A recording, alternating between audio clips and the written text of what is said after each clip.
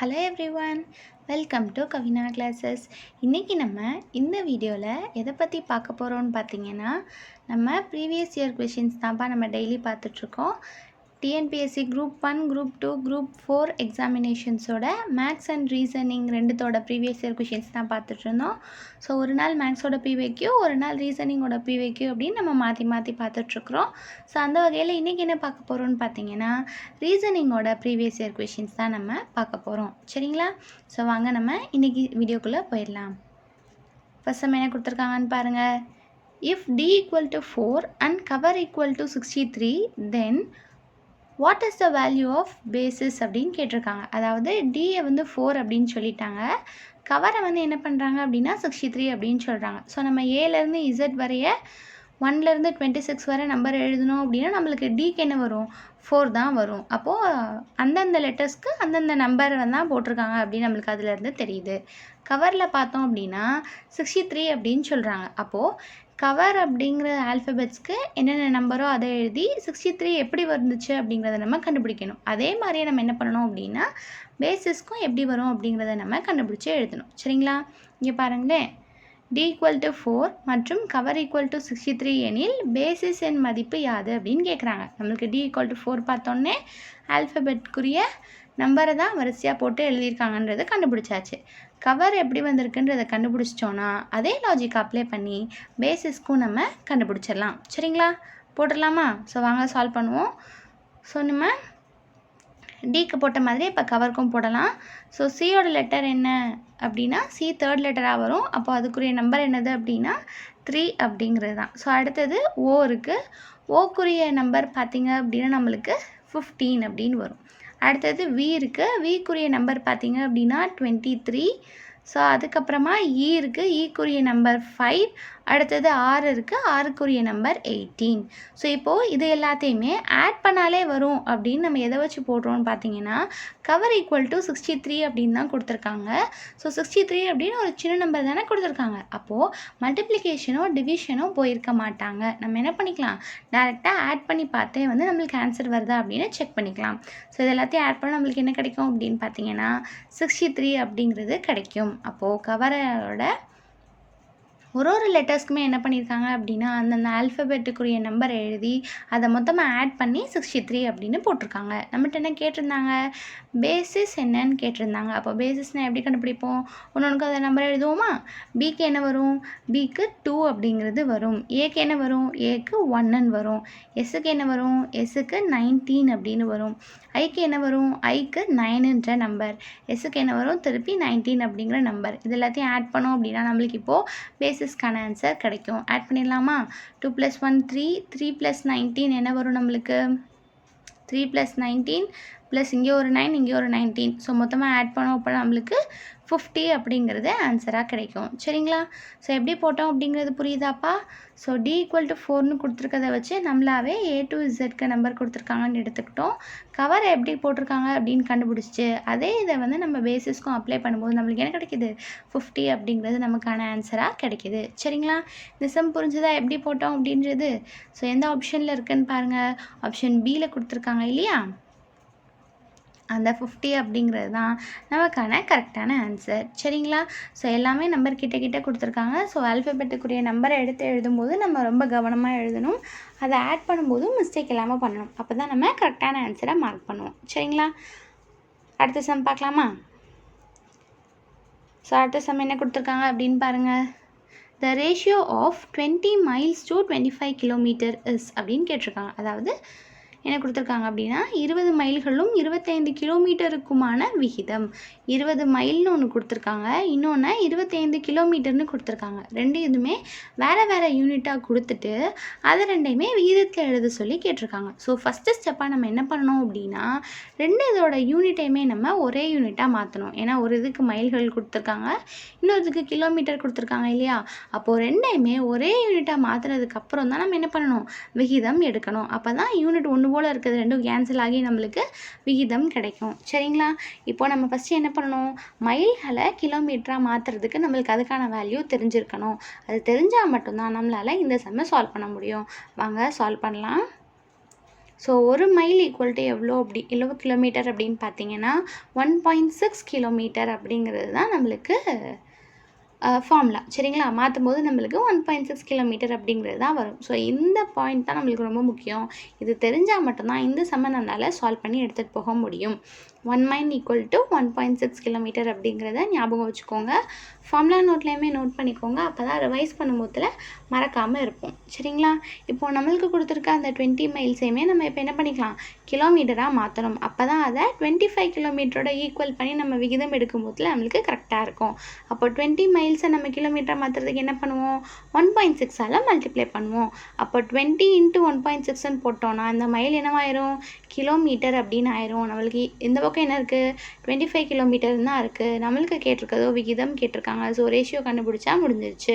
இதே மல்டிப்ளை பண்ணால் என்ன கிடைக்கும்ப்பா, 16 2s 32 அப்படின்னு வரும். இங்கே ஒரு 0 இருக்குது. அப்போ நம்மளுக்கு 320 அப்படின்னு வரும். அப்போ ஒரு டிஜிட் தள்ளி நம்ம பாயிண்ட் வைக்க வேண்டியது இருக்கா, ஒரு டிஜிட் தள்ளி பாயிண்ட் வச்சோம் அப்படின்னா 0 போயிடும். நம்மளுக்கு 32 மட்டும்தான் கிடைக்கும். சரிங்களா? அப்போது இந்த பக்கம் 25 இருக்குது, இந்த பக்கம் 32 இருக்குது. அப்போ 32 is 25 அப்படின்னு வரும். ரெண்டு பக்கமும் ஒரே யூனிட் இருக்குது அப்படிங்கிறதுனால யூனிட் கேன்சல் ஆயிரும். 32வையும் 25வையும் கேன்சல் பண்ண முடியுமான்னு பாருங்கள். இது 2 டேபிளில் தான் போகும், இது 5 டேபிளில் தான் போகும். ஸோ ரெண்டுமே நம்மளுக்கு ஒரே டேபிளில் போகலை. அப்போ நம்மளால் கேன்சல் பண்ண முடியாது. அப்போ நமக்கான ஆன்சர் என்ன அப்படின்னு பார்த்தீங்கன்னா 32 is 25 அப்படிங்கிறது தான் நமக்கான கரெக்டான ஆன்சர். சரிங்களா? எந்த ஆப்ஷனில் இருக்குன்னு பாருங்கள். ஆப்ஷன் சியில் கொடுத்துருக்காங்களா, 32 is 25. அதுதான் நமக்கான கரெக்டான ஆன்சர். ஓகேவா? எப்படி போட்டோம் அப்படிங்கிறது புரியுதாப்பா? மைல்ஸை கிலோமீட்டராக மாற்றணும் அப்படிங்கிறது தெரிஞ்சிருக்கணும். அப்போ தான் இந்த சம்முக்கு நம்ம ஆன்சர் போட முடியும். ஒருவேளை 20யும் 25யும் அடித்து 4:5 போட்டோன்னா அதுதான் ஃபஸ்ட்டு ஆப்ஷனில் வச்சுருக்காங்க. அந்த தப்பை நம்ம பண்ணிடக்கூடாது. யூனிட் வந்து வேறையாக இருக்குது அப்படின்னா நம்ம ஒரே யூனிட்டாக மாற்றினதுக்கு அப்புறம் தான் சம்ம சால்வ் பண்ணணும். ஸோ நம்ம பண்ணுற மிஸ்டேக்கை தான் ஃபஸ்ட்டு ஆப்ஷனில் வச்சுருப்பாங்க. ஸோ அதனால் ரொம்ப கவனமாக சம்ம சால்வ் பண்ணணும். எந்த 2 நம்பருக்கு நீங்கள் விகிதம் எடுத்தாலும் சரி, அந்த 2 இதோட யூனிட்டுமே ஒன்று போல் இருக்கணும். ஸோ இதே மாதிரி ரூபா, பைசா அப்படி கொடுக்குறதுக்கும் நம்மளுக்கு சான்ஸ் இருக்குது. ஸோ ரெண்டையுமே ஒரே யூனிட்டுக்கு மாற்றிட்டு அதுக்கப்புறமா தான் நம்ம விகிதம் கண்டுபிடிக்கணும். சரிங்களா? புரிஞ்சது தானே இந்த சம் எப்படி போடுறது அப்படிங்கிறது? வாங்க அடுத்த சம் பார்க்கலாம். இந்த சம்மில் என்ன கொடுத்துருக்காங்கன்னு பாருங்கள். Kannan on seeing a bye set. So Kannan என்ன பண்ணுறாங்க அப்படின்னா ஒரு பையனை பார்த்து சொல்கிறாங்க that he is the son of his father's only son. So கண்ணனுடைய ஃபாதர் இருக்காங்க இல்லையா, கண்ணனுடைய அப்பா இருப்பாங்க இல்லையா, அவங்க அப்பாவோட ஒரே ஒரு பையனோட பையன் தான் யார் அப்படின்னா கண்ணன் அப்படின்னு சொல்கிறாங்க. ஓகேவா? என்ன கேட்டிருக்காங்க, who is Kannan to that boy. அப்போ அந்த பையனுக்கு கண்ணன் யார் அப்படிங்கிறத நம்மளுக்கு கேள்வியாக கேட்டிருக்காங்க. தமிழில் பாருங்களேன், ஈஸியாக இருக்கும். ஒரு பையனை பார்த்து கண்ணன், ஸோ ஒரு பையன் இருக்காங்க, அந்த பையனை பார்த்து கண்ணன் என்ன சொல்கிறாங்க அப்படின்னா, இவன் என் தந்தையின் ஒரே மகனின் மகன் அப்படிங்கிறாங்க. அதாவது கண்ணன் வந்து ஒரு பையனை பார்த்து சொல்கிறாங்க. இந்த பையன் யார் தெரியுமா, இந்த பையன் வந்து என்னோட தந்தையோட ஒரே மகனுடைய மகன் அப்படின்னு சொல்கிறாங்க. சரிங்களா? ஸோ யார் பேசுகிறா, கண்ணன் தானே பேசுகிறாங்க. ஸோ கண்ணன் வந்து நம்ம அப்படின்னு வச்சுக்கணும். அப்போது நம்ம கண்ணனாக இருக்கும்போது நம்ம ஒரு பையனை பார்த்து சொல்கிறோம் அப்படின்னா அப்போ எப்படி சொல்லுவோம், என்னோட தந்தையோட ஒரே மகன் இருக்காங்க இல்லையா, அவங்களோட மகன் அப்படின்னு சொல்கிறாங்க. ஓகேவா? அதுக்கப்புறம் என்ன கேட்டிருக்காங்க பாருங்கள், என்று கூறினார் எனில் கண்ணன் அந்த பையனுக்கு என்ன வேண்டும். அப்போது கண்ணன் வந்து அந்த பையனுக்கு என்ன உறவு அப்படிங்கிறத நம்ம இப்போ கண்டுபிடிக்க போகிறோம். சரிங்களா? ஸோ இதில் சொல்கிறத பார்த்தாலே நம்மளுக்கு தெரியுது, கண்ணன் வந்து என் தந்தையின் அப்படின்னு சொல்கிறாங்க. அப்போது கண்ணனுடைய அப்பாவை தானே டைரெக்டாக சொல்கிறாங்க. அப்போது கண்ணனுடைய அப்பா தான் அந்த தந்தை அப்படின்னு குறிப்பிட்ட நபர். ஸோ என் தந்தையின் ஒரே மகன் அப்படின்னு சொல்கிறாங்க. அவங்க அப்பாவோட ஒரே பையன் அப்படின்னா யாரை சொல்கிறாங்க, இன்டைரக்டாக கண்ணனை தான் சொல்கிறாங்க. அப்போது ஒரே மகன் அப்படிங்கிறது இந்த இடத்துல கண்ணனை தான் குறிக்குது. ஒரே மகனின் மகன் அப்படின்னு சொல்லியிருந்தாங்க இல்லையா, அது யார் அப்படின்னு பார்த்தீங்கன்னா கண்ணனோட பையனை சொல்கிறாங்க. ஏன்னா கண்ணன் தான் ஒரே மகன். அப்போது ஒரே மகனோட மகன்னா யார் வருவாங்க, இந்த கண்ணனோட பையனாக தானே வருவாங்க. அப்போது மகன். ஓகேவா? இப்போ சென்டென்ஸ் கரெக்டாக வருதான்னு பாருங்கள். கண்ணன் ஒரு பையனை பார்த்து சொல்கிறாங்க. என்ன சொல்கிறாங்க அப்படின்னா, இந்த பையன் இருக்கான் இல்லையா, அந்த பையன் யார் அப்படின்னா என்னோட தந்தையோட ஒரே மகனோட மகன் அப்படின்னு சொல்கிறாங்க. அப்போ கொஷினில் கொடுத்துருந்தது இதுவும் நம்மளுக்கு கரெக்டாக மேட்ச் ஆகுது இல்லைங்களா? அப்போது இதுதான் கரெக்டு. நம்மளை என்ன கண்டுபிடிக்க சொல்லியிருந்தாங்க? அந்த பையன் வந்து கண்ணனுக்கு என்ன உறவு அப்படின்னு கேட்டிருந்தாங்க. இந்த பையனுக்கு கண்ணன் என்ன உறவு? தந்தை அப்படிங்கிற உறவுன்னு வருமா? அப்போது தந்தை அப்படிங்கிறது தான் சரியான விடை. இந்த சம் எப்படி போட்டோம் அப்படின்னு புரியுதாப்பா? ஸோ யார் பேசுகிறாங்களோ அவங்கள வந்து நீங்கள் நம்மளை அப்படியே இமேஜின் பண்ணிப்போம். ஸோ இப்போது நான் தான் கண்ணன், அப்போது நான் பேசுகிறேன் அப்படின்னா எனக்கு என்ன உறவு முறை வரும் அப்படின்னு யோசிச்சு பார்க்கும்போதுல ஈஸியாக இருக்கும். கண்ணனை வச்சே நம்ம என்ன பண்ணோம், மற்ற உறவுகள் எல்லாத்தையும் நம்ம அடுக்கும் போதில் நம்மளுக்கு ஈஸியாக அடிக்கிடலாம். இப்போ நம்மளுக்கு என்ன ஆன்சர் கிடைச்சது பாருங்கள். ஆப்ஷன் டியில் இருக்குது இல்லையா? தந்தை அப்படிங்கிறது தான் நம்மளுக்கான கரெக்டான ஆன்சர். ஓகேவா? இந்த சம் புரிஞ்சது தானே? வாங்க அடுத்த சம் பார்க்கலாம். இந்த சம்மில் என்ன கொடுத்துருக்காங்க அப்படின்னு பாருங்கள். if a1 b2 c3 etc z 26, அதாவது ஏக்கு 1 நம்பர் கொடுக்க மாதிரி பிக்கு 2 சிக்கு 3 வரிசையாக கொடுத்து இசட்க்கு 26 வரை கொடுக்குறோம் அப்படின்ற பட்சத்தில் என்ன கண்டுபிடிக்க சொல்கிறாங்க? HCF of I, X is the LCM of C, P. அதாவது ஐக்கும் எக்ஸுக்கும் இருக்கிற ஹெச்சிஎஃப்க்கும் சிக்கும் பிக்கும் கண்டுபிடிக்கிற எல்சிஎம்க்குமான ரேஷியோ என்ன வரும் அப்படின்னு தான் கேட்டிருக்காங்க. தமிழில் பார்த்துடலாம். ஏக்கு 1 பிக்கு 2 சிக்கு 3லேருந்து வரிசையாக இசட்டுக்கு 26 வரை என மதிப்பு கொண்டால், ஸோ இந்த மாதிரி என்ன பண்ணுறோம் அப்படின்னா வேல்யூ எடுத்துக்கிறோம் அப்படின்ற பட்சத்தில் மீ போவா ஐ, எக்ஸ் இருக்குது இல்லையா?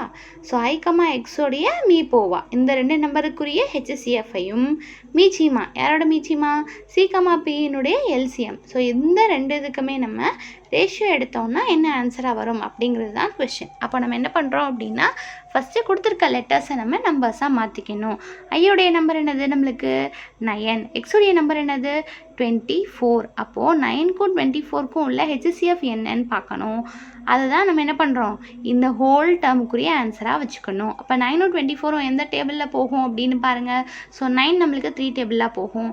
24 நம்மளுக்கு 3 டேபிளில் போகுமா? அதுவும் போகும். அப்போது 3 தான் என்னது? 9,24க்கான HCF. அப்போ என்ன பண்ணக்கூடாது அப்படின்னா டைரெக்டாக ஆப்ஷனில் போய் 3 இங்கே தான் ஸ்டார்ட் ஆகுது, அப்போ இதுதான் கரெக்டான ஆன்சர் அப்படின்னு மார்க் பண்ணிடக்கூடாது. வெயிட் பண்ணி ஃபுல்லாக சம்ம சால்வ் பண்ணிட்டு தான் நம்ம என்ன பண்ணணும், ஆன்சரை மார்க் பண்ண போகணும். சரிங்களா?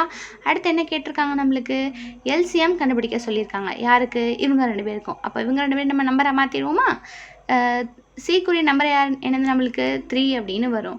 பிக்குரிய நம்பர் என்னது? நம்மளுக்கு 16 அப்படின்னு வரும். அப்போது 3,16உடைய எல்சிஎம் என்ன அப்படின்னு நம்ம கண்டுபிடிக்கணும். இவங்க 2 பேர்த்துக்கும் எல்சிஎம் என்னதுப்பா? ஸோ இவங்க 2 பேருக்கும் நம்மளுக்கு வந்து டேரெக்டாக எந்த டேபிள்லையும் போகிற மாதிரி இல்லை.